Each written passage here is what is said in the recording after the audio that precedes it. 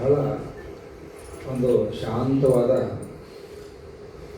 ಒಂದು ಜೀವನ ಪದ್ಧತಿಯ ಪರಂಪರೆ ನಮ್ಮದು. ಅಂತರ್ಮುಖಿ ಪರಂಪರೆ ಮತ್ತು ಜಗತ್ತಿನ ಎಲ್ಲ ವಿದ್ಯಮಾನಗಳನ್ನು ಆಮೂಲಾಗ್ರವಾಗಿ ಅವಲೋಕಿಸಿ ಅಂತರಂಗದಲ್ಲಿರುವ ಸ್ವಾರಸ್ಯ ಈ ಹೊರಗಡೆ ಇಲ್ಲ ಅನ್ನೋದನ್ನು ಮನಸ್ಸಿಗೆ ಮನದಟ್ಟು ಮಾಡಿಕೊಟ್ಟು ಅಂತರ್ಮುಖಿ ಜೀವನ ಯಾತ್ರೆಯ ಪ್ರಯಾಣದಲ್ಲಿ ಸುಖ ಪಡುವಂಥ ವ್ಯಕ್ತಿಗಳು. ಈ ಮನಸ್ಥಿತಿ ಬಹಳ ಅಪರೂಪ. ಏಕೆಂದರೆ ಮಾನವನ ದೇಹ ರಚನೆ ಅದು ನಮ್ಮನ್ನು ನಿರಂತರವಾಗಿ ಕುತೂಹಲಭರಿತರನ್ನಾಗಿ ಮಾಡಿ ಹೊರಗಡೆನೇ ಎಳ್ಕೊಂಡು ಹೋಗುವಂಥ ಪ್ರವೃತ್ತಿ. ಈ ಪ್ರವೃತ್ತಿಯ ವಿರುದ್ಧ ಅಂತರ್ಮುಖಿಯ ಮನಸ್ಥಿತಿ ಅದು ಪ್ರಬುದ್ಧವಾದಂಥ ವಿಕಸಿತವಾದ ಮನಸ್ಸಿಗೆ ಮಾತ್ರ ಸಾಧ್ಯ. ಜಗತ್ತಿನಲ್ಲಿ 800 ಕೋಟಿಗಿಂತ ಜಾಸ್ತಿ ಮಾನವರಿರ್ಬೋದು. ಆ ಮಾನವರ ಮನಸ್ಥಿತಿ ಬೇರೆ ಬೇರೆ ದೇಶಗಳ ರಾಷ್ಟ್ರಗಳ ನಾಗರಿಕತೆಗಳನ್ನು ನಾವು ಸೂಕ್ಷ್ಮವಾಗಿ ಅಧ್ಯಯನ ಮಾಡಿದರೆ ಯಾವ ಯಾವ ರಾಷ್ಟ್ರದ ಜೀವನಾಡಿ ಎಲ್ಲಿ ಅಡಗಿದೆ ಅಂತ ಗೊತ್ತಾಗುತ್ತೆ. ಹಾಗೆ ಪ್ರಪಂಚದ ಇನ್ಯಾವ ರಾಷ್ಟ್ರದಲ್ಲೂ ಕೂಡ ಈ ಮಟ್ಟದ ಆಧ್ಯಾತ್ಮಿಕ ಔನ್ನತ್ಯದ ಮನಸ್ಥಿತಿ ಇರುವಂಥ ಪ್ರಬುದ್ಧ ಮನುಷ್ಯರ ಸಂಖ್ಯೆ ತುಂಬ ಕಮ್ಮಿ. ಹಾಗಾಗಿ ಮೊದಲಿನಿಂದಲೂ ಕೂಡ ಪ್ರವೃತ್ತಿ ಮಾರ್ಗ ನಿವೃತ್ತಿ ಮಾರ್ಗ ಎರಡಿದ್ರೂ ಪ್ರವೃತ್ತಿ ಮಾರ್ಗದ ಇತಿಮಿತಿಯನ್ನು ಮನಗಂಡು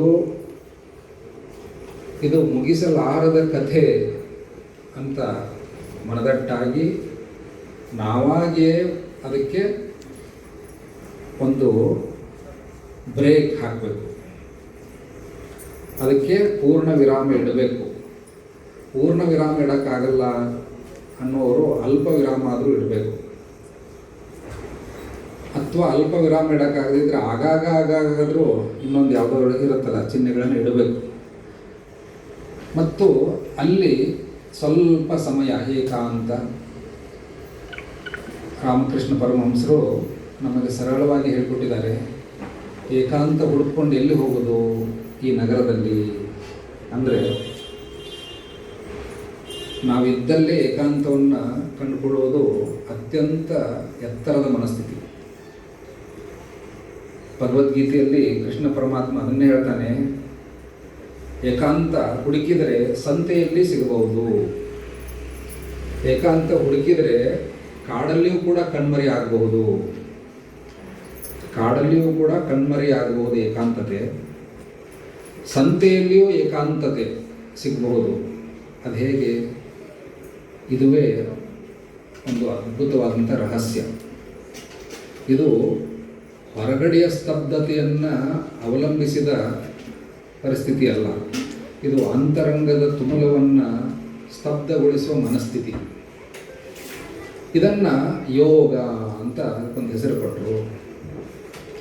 ನಾವೆಲ್ಲರೂ ಅದಕ್ಕೆ ಕೃಷ್ಣ ಪರಮಾತ್ಮ ತಸ್ಮಾತ್ ಯೋಗಿ ಭವ ಅರ್ಜುನ ಅಂತ ಹೇಳಿದರು.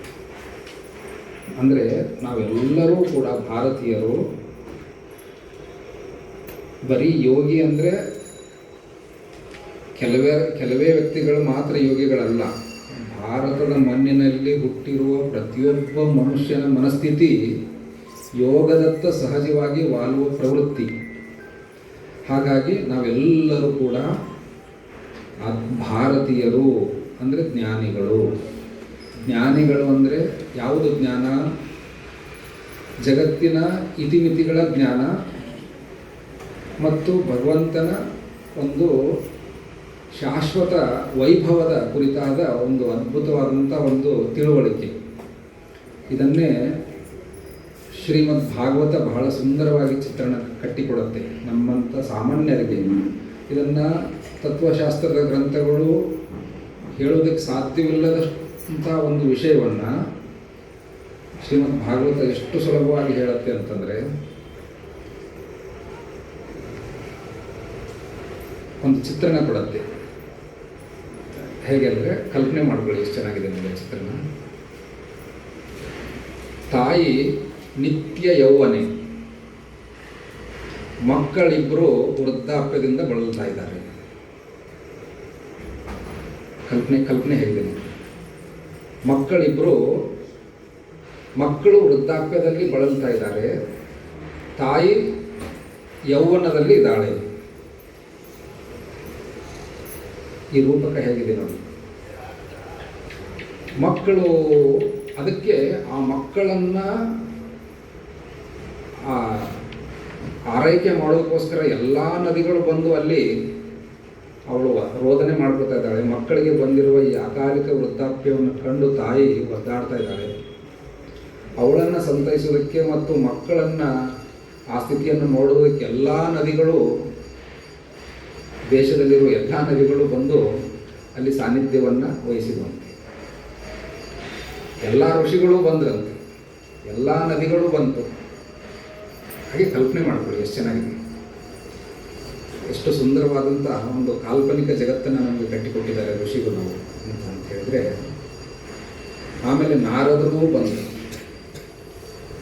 ಹೀಗೆ ಎಲ್ಲ ಜ್ಞಾನಿಗಳು ಬಂದರು. ಏನಾಗಿದೆ ಅಂತ, ಪೃಥ್ವಿ ದೇವಿ ಅವಳು ನಿತ್ಯ ಯೌವನೆ, ತನಗಿಬ್ಬರು ಮಕ್ಕಳ ಒದ್ದಾಟವನ್ನು ಕಂಡು ಅವಳು ವಿಲವಲನೆ ಒದ್ದಾಡ್ತಾ ಇದ್ದಾಳೆ. ಆ ಇಬ್ಬರು ಯಾರು ಮಕ್ಕಳು ಅಂದರೆ ವೈರಾಗ್ಯ ಮತ್ತು ಭಕ್ತಿ. ಎಷ್ಟು ಚೆನ್ನಾಗಿದೆ. ಭಕ್ತಿ ಭಗವಂತನ ಮೇಲಿನ ಒಂದು ಅದ್ಭುತವಾದಂಥ ಪ್ರೇಮ, ಅಹೇತುಕ ಭಕ್ತಿ. ಯಾವ ಸೆಳೆತ ನಾವು ದೊಡ್ಡದು ಅಂತ ಪ್ರಪಂಚದಲ್ಲಿ ಅನ್ಕೋತೀವೋ, ಆ ಎಲ್ಲ ಸೆಳೆತಗಳನ್ನು ಒಟ್ಟಿಗೆ ಸೇರಿಸಿದರೆ, 100 ಪಟ್ಟು ಸೇರಿಸಿದರೆ ಇನ್ನು ಯಾವ ಸೆಳೆತ ಇರುತ್ತೋ ಅದೇ ಪರಾಭಕ್ತಿ. ಇದನ್ನು ರಾಮಕೃಷ್ಣರು ಈ ಪರಾಭಕ್ತಿ, ಈ ಸೆಳೆತ, ಈ ಭಕ್ತಿ ಅನ್ನೋದನ್ನು ಸಾಮಾನ್ಯರಿಗೆ ಅರ್ಥವಾಗುವ ಭಾಷೆಯಲ್ಲಿ ಹೇಳಿದರು. ಆ ಭಕ್ತಿ, ಅಚಲವಾದ ಭಕ್ತಿ, ಅನನ್ಯ ಭಕ್ತಿ ಮತ್ತು ವೈರಾಗ್ಯ, ಇವೆರಡು ಎಷ್ಟು, ಇದು ಪೂರ್ವ ಪಶ್ಚಿಮ ಇದ್ದಂಗೆ. ವೈರಾಗ್ಯ ಈ ಕಡೆದು, ಭಕ್ತಿ ಈ ಕಡೆದು. ವೈರಾಗ್ಯ ಬರಬೇಕಾಗಿದ್ದು ಜಗತ್ತಿನ ಮೇಲೆ, ಅನುರಾಗ ಹುಟ್ಟಬೇಕಾಗಿದ್ದು ಭಗವಂತನ ಮೇಲೆ. ಅವೆರಡೂ ಅಕಾಲಿಕ ವೃದ್ಧಾಪ್ಯವನ್ನು ತಾಳಿ ತತ್ತರಿಸ್ತಾ ಇದ್ದಾವೆ, ವಿಲವಲನೆ ಒದ್ದಾಡ್ತಾ ಇದ್ದಾವೆ. ಅಂದರೆ ಭಕ್ತಿ ಕ್ಷೀಣವಾಗಿದೆ, ವೈರಾಗ್ಯ ಬಹಳ ದುರ್ಬಲವಾಗಿದೆ. ವೈರಾಗ್ಯ ಇವು ಎರಡೂ ಮಕ್ಕಳನ್ನು ಮತ್ತು ಯೌವನಶೀಲರನ್ನಾಗಿ ಮಾಡಬೇಕು ಅಂತ ತಾಯಿಯಾದ ಅವಳು ಒದ್ದಾಡ್ತಾ ಇದ್ದಾಳೆ. ಅಂದರೆ ಏನು ಹೇಳಿದಾಗಾಯಿತು, ನಮ್ಮ ಅಂತರ್ಗತದಲ್ಲಿ ಆಧ್ಯಾತ್ಮಿಕ ಭಾವನೆ ಅಂದರೆ ಈ ಭಕ್ತಿಯನ್ನು ಒಂದು ಅಹೇತುಕ ಭಕ್ತಿ, ಪರಾಭಕ್ತಿ, ಅನುರಾಗ, ಪ್ರೇಮಾಭಕ್ತಿ, ಇದನ್ನು ವೃದ್ಧಿ ಮಾಡಿಕೊಂಡ್ರೆ ಆ ವೃದ್ಧಾಪ್ಯ ಬಿಟ್ಟು ಹೋಗುತ್ತೆ. ಈ ವೈರಾಗ್ಯ ಅನ್ನುವಂಥದ್ದನ್ನು ಜಾಸ್ತಿ ಮಾಡಿಕೊಂಡ್ರೆ ಈ ವೃದ್ಧಾಪ್ಯ ಬಿಟ್ಟು ಹೋಗುತ್ತೆ. ಎಷ್ಟು ಚೆನ್ನಾಗಿದೆ ಕಲ್ಪನೆ. ಅಂದರೆ ಇದು ದೊಡ್ಡ, ಇನ್ನೂ ತತ್ವಶಾಸ್ತ್ರದ ವಿಷಯವನ್ನು ಸಾರುವಂಥ ದೊಡ್ಡ ವಿಷಯ. ಆದರೆ ಇದನ್ನು ಸಂಕ್ಷಿಪ್ತವಾಗಿ ಹೇಳೋದಕ್ಕೆ ಏನು ಇಷ್ಟಪಡ್ತಾ ಇದ್ದೀನಿ ಅಂದರೆ, ನಮ್ಮ ಒಳಗಡೆ, ಎಲ್ಲರ ಒಳಗಡೆ ಈ ಇಬ್ಬರು ಮಕ್ಕಳಿದ್ದಾರೆ. ಆ ಇಬ್ಬರು ಮಕ್ಕಳು ವೃದ್ಧರಾಗಿದ್ದಾರೆ. ನಾವು ಬಲಶಾಲಿ ಆಗಿದ್ದೇವೆ ಅಂದರೆ ಏನು, ಅದರ ಅರ್ಥ ನಮಗೆ ನಿತ್ಯ ಯೌವನ ಇದೆ ಅಂದರೆ ಅದರ ಅರ್ಥ ಏನು, ನಾವು ವೃದ್ಧರಾಗಿದ್ದರೂ ಯೌವನ, ಇದರಲ್ಲಿ ಅರ್ಥ ಹಾಗೆ ಅರ್ಥ. ನಮ್ಮ ಶರೀರ ವೃದ್ಧವಾಗಿದ್ದರೂ ನಮ್ಮಲ್ಲಿ ಯೌವನ. ಶರೀರ ವೃದ್ಧವಾಗಿರುತ್ತೆ, ಇಂದ್ರಿಯಗಳು ವೃದ್ಧವಾಗಿರೋದಿಲ್ಲ, ಅದಕ್ಕೆ ಯೌವನ ಅಂತಲ್ಲಿ.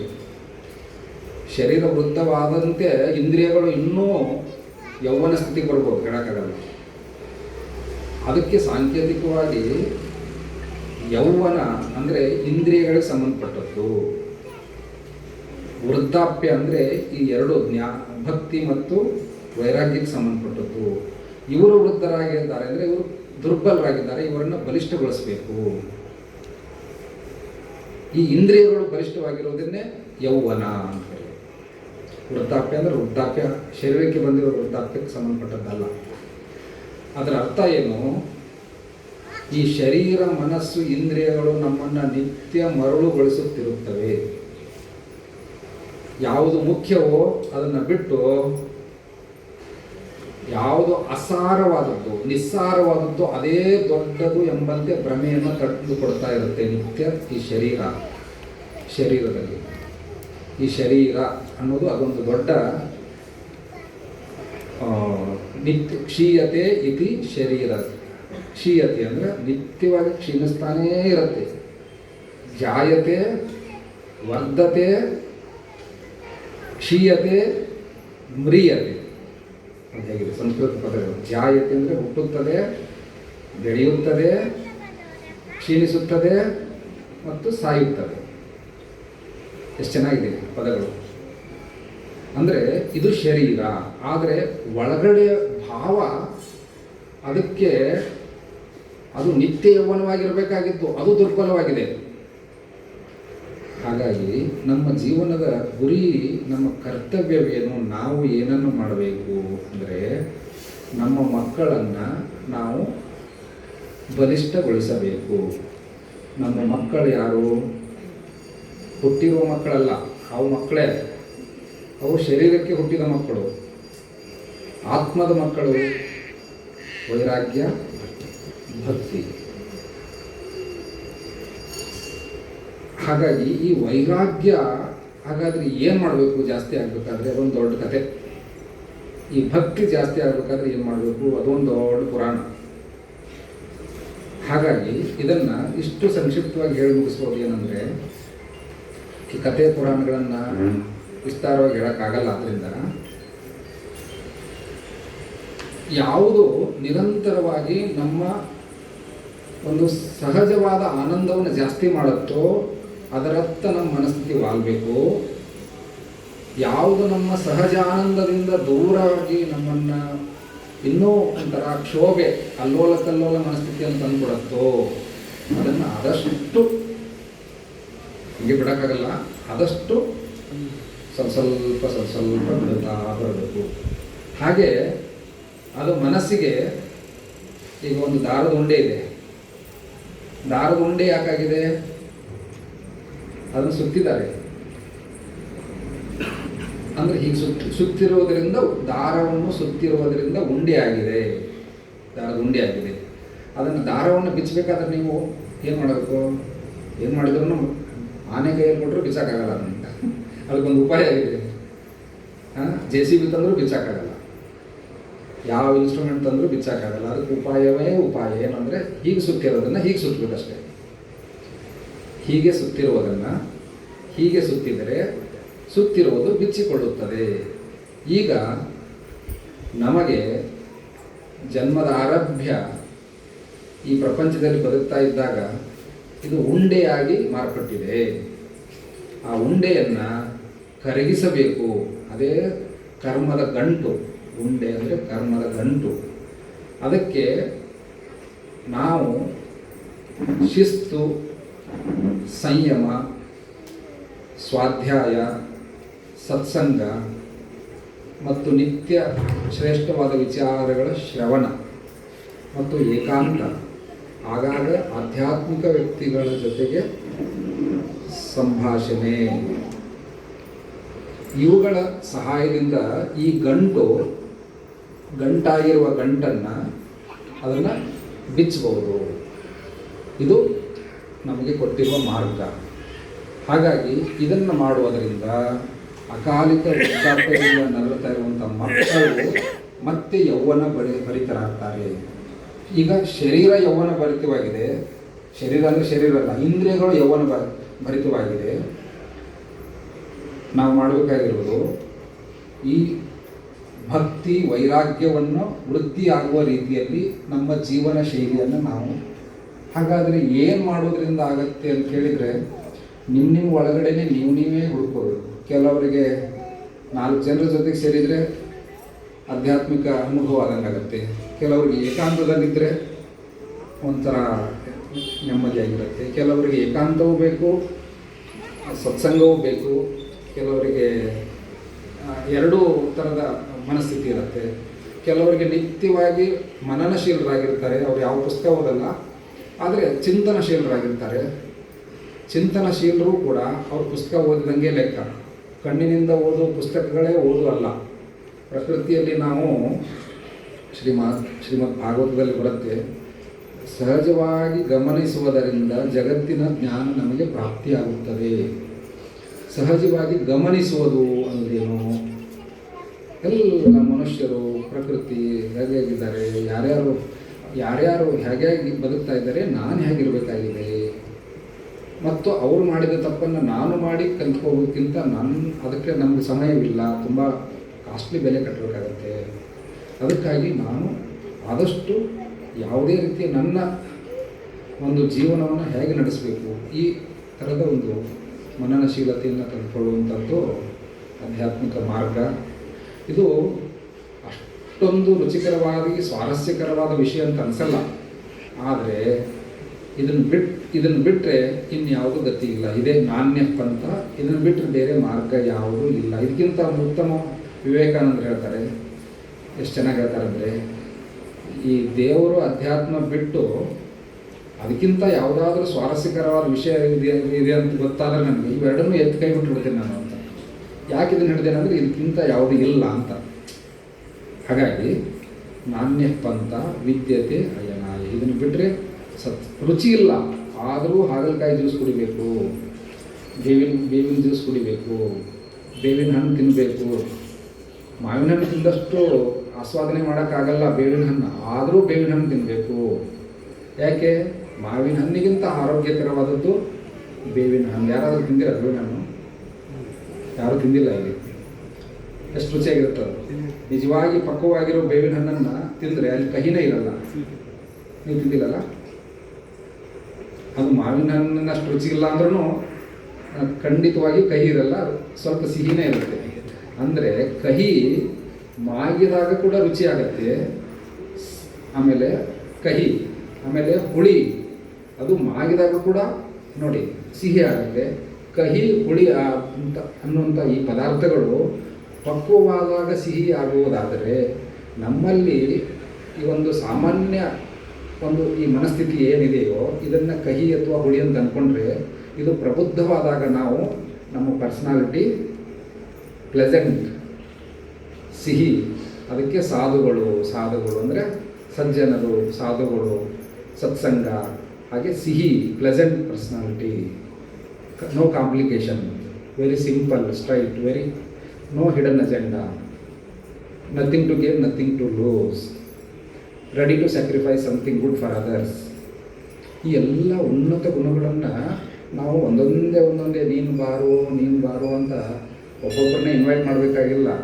ಒಂದನ್ನು ಸಹಜವಾದ ಶಿಸ್ತು ಮತ್ತು ಸರಳತೆಯನ್ನು ಅಭ್ಯಾಸ ಮಾಡಿಕೊಂಡ್ರೆ ಎಲ್ಲ ಸದ್ಗುಣಗಳು ಓಡಿ ಬಂದುಬಿಡ್ತಾರೆ. ಎಲ್ಲ ನದಿಗಳು ಓಡ್ಕೊಂಡು ಬಂದು ಸಮುದ್ರ ಸೇರ್ತಾವೋ ಹಾಗೆ ಎಲ್ಲ ಸದ್ಗುಣಗಳು ಬಂದು ಆ ವ್ಯಕ್ತಿ ಹತ್ರ ಸೇರ್ತವೆ. ಇದೇ ನಮ್ಮ ಜೀವನದಲ್ಲಿ ನಾವು ಸರಳ ತತ್ವ, ಬಹಳ ಸರಳ. ಆದರೆ ಏನಾಗಿದೆ ಮಾಯಾ ಪ್ರಪಂಚದಲ್ಲಿ ಏನಂದರೆ, ಯಾವುದು ಸಹಜ, ಸರಳ ಮತ್ತು ಕಿವಿಗೆ ಅರ್ಥವಾಗಿದೆ ಅಂತ ಅನಿಸಿರುತ್ತೋ ಅದು ಅರ್ಥವೇ ಆಗಿರಲ್ಲ. ಕಾಲ ಮಿಂಚಿ ಹೋದ್ಮೇಲೆ ಕೂಡ ಸ್ವಲ್ಪ ಅರ್ಥವಾಗಿರ್ಬೋದು. ಹಾಗೆ ಇದೊಂದು ಮಾಯಾ ಪ್ರಪಂಚ. ಆದರೂ ಎದುರುಚ್ಛ ಲಾಭ ಸಂತುಷ್ಟ, ಎಷ್ಟು ಬಂದಷ್ಟು ಎಷ್ಟು ಲಾಭ, ಸ್ವಲ್ಪ ತಿಳಿದ್ರೂ ಅಷ್ಟೇ ಲಾಭ, ಅದು ದೊಡ್ಡ ವಿಷಯ. ನಮ್ಗೆ 1 ಲೀಟ್ರ್ ಹಾಲು ಕುಡಿಯೋದ್ರಿಂದ ದೊಡ್ಡ ಶಕ್ತಿ ಬರುತ್ತೆ ಅಂತ ಒಂದು ಥಿಯರಿ ಇರೋದಾದರೆ, ನನಗೆ 2 ಸ್ಪೂನ್ ಕುಡಿಯೋದಕ್ಕಾಗತ್ತೆ ಅನ್ನೋದಾದರೆ, ಅಷ್ಟೇ ಕುಡಿಯೋಕ್ಕಾಗೋದು, ನನಗೆ 2 ಸ್ಪೂನ್ ಅಷ್ಟೇ ಕುಡಿಯೋಕ್ಕಾಗತ್ತೆ, ಒಂದು ಲೋಟ ಕುಡಿಯೋಕ್ಕಾಗಲ್ಲ ಅನ್ನೋದಾದರೆ, ಬಟ್ ಕುಡಿದೇ ಇರೋದಕ್ಕಿಂತ 2 ಸ್ಪೂನ್ ಕುಡಿಯೋದು ಶ್ರೇಷ್ಠ. ಯಾಕಂದರೆ ಅಲ್ಲಿ ಶಕ್ತಿ ಇದೆ. ಹಾಗೆ ಈ ಮಾರ್ಗದಲ್ಲಿ ಶಕ್ತಿ ಇದೆ, ಇಲ್ಲಿ ಆನಂದ ಇದೆ ಅನ್ನೋದಾದರೆ, ಇದು ನಮಗೆ ರುಚಿಸ್ಬೋದು, ಆಪ್ಯಾಯಮಾನ ಅನ್ನಿಸ್ಬೋದು, ಕ್ಲಿಷ್ಟ ಅನ್ನಿಸ್ಬೋದು. ಆದರೂ ಇದರಲ್ಲೇ ಸ್ವಾರಸ್ಯವಿದೆ ಅನ್ನೋದನ್ನು ನಮ್ಮ ಮನಸ್ಸಿಗೆ ನಾವು ತಿಳಿ ಹೇಳಿದಾಗ ನಾವು ನಿಜವಾಗಿಯೂ ವಿವೇಕ ಜ್ಞಾನ ಸಂಪನ್ನರಾಗ್ತೇವೆ ಅಂತ ಹೇಳಿ ನಾನು ಮಾತನಾಡ್ತೇನೆ.